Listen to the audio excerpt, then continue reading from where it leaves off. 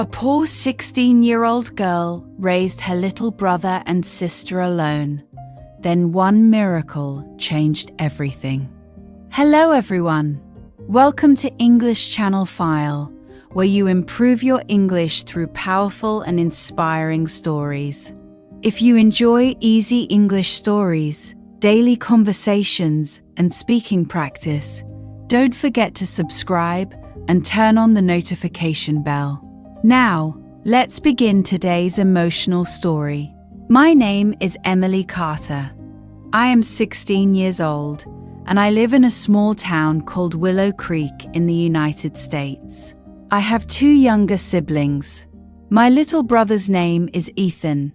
He is 10 years old. My little sister's name is Sophie.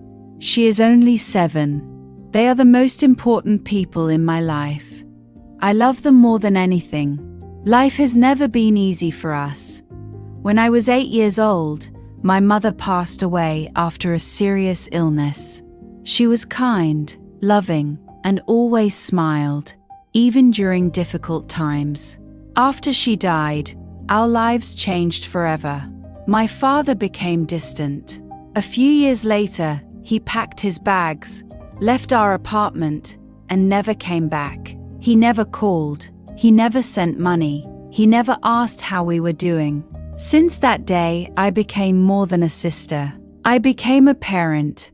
Every morning I wake up before sunrise.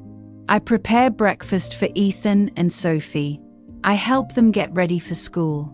After my own classes finish, I work part-time cleaning houses and small offices around town. The work is hard. Sometimes my hands hurt from scrubbing floors. Sometimes my back aches after carrying heavy cleaning supplies. But I never complain. Every dollar I earn helps us buy food, pay rent, and keep the lights on. At night, after my brother and sister fall asleep, I quietly sit beside their beds. I look at their peaceful faces. Then I whisper, "I promise, one day our lives will be better." Even when I feel tired, even when I feel scared, I never stop believing. One rainy Friday evening, I finished cleaning a small office building. The weather was terrible. Cold wind blew through the empty streets. Dark clouds covered the sky. Heavy rain fell without stopping. I held Ethan's hand tightly while Sophie walked beside me wearing my old blue jacket because she didn't have a warm coat. "Emily," Sophie said softly, "I'm cold." I smiled, even though I was freezing too. "We're almost home," I told her. "We'll make hot chocolate when we get there." Her small smile made my heart feel warm. I looked up at the dark sky and silently prayed, "Please, just let us get home safely."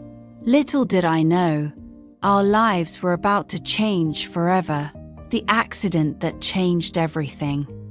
The rain became heavier with every step. The streets were almost empty. Cars moved slowly because the road was wet and slippery. I held Ethan's hand tightly while Sophie stayed close beside me. We were only a few blocks away from our apartment. Then everything happened in just a few seconds. A car suddenly lost control on the slippery road. Its tires screeched loudly. The bright headlights flashed toward us. "Emily," Ethan shouted. I quickly pushed both of my little siblings away from the street. Then bang! A loud crash filled the air. I felt a sharp pain in my leg. Everything around me became dark. When I slowly opened my eyes, I saw a white ceiling. I heard machines beeping beside my bed. The room smelled like medicine. For a moment, I couldn't remember where I was. Then the accident came back to my mind. "Ethan, Sophie," I whispered weakly. My voice was shaking. A nurse quickly walked into the room. She smiled kindly. "Please stay calm," she said. "You're safe." I looked at her with tears in my eyes. "My brother and sister, where are they?" The nurse gently held my hand. They're safe. They only have a few small scratches. They've been asking about you since they arrived. Relief filled my heart. A few minutes later, the hospital room door opened.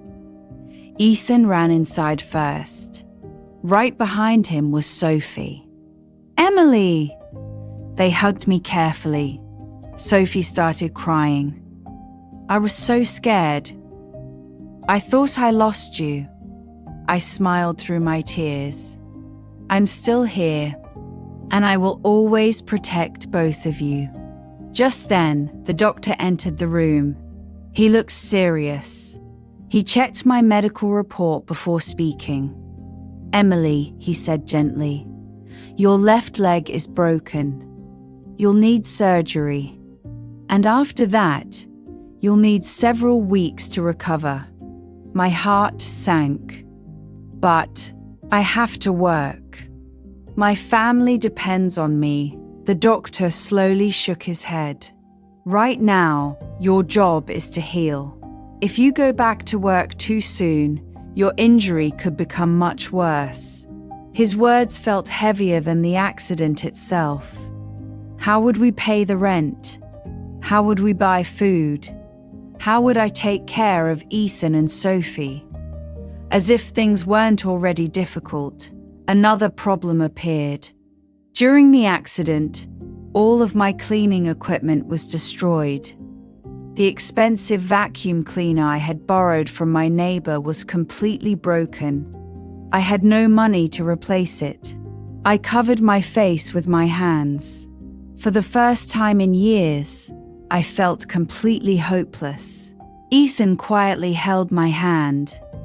Then he looked into my eyes and said, "Emily, you always tell us not to give up. So, please don't give up now." His words touched my heart. I smiled through my tears.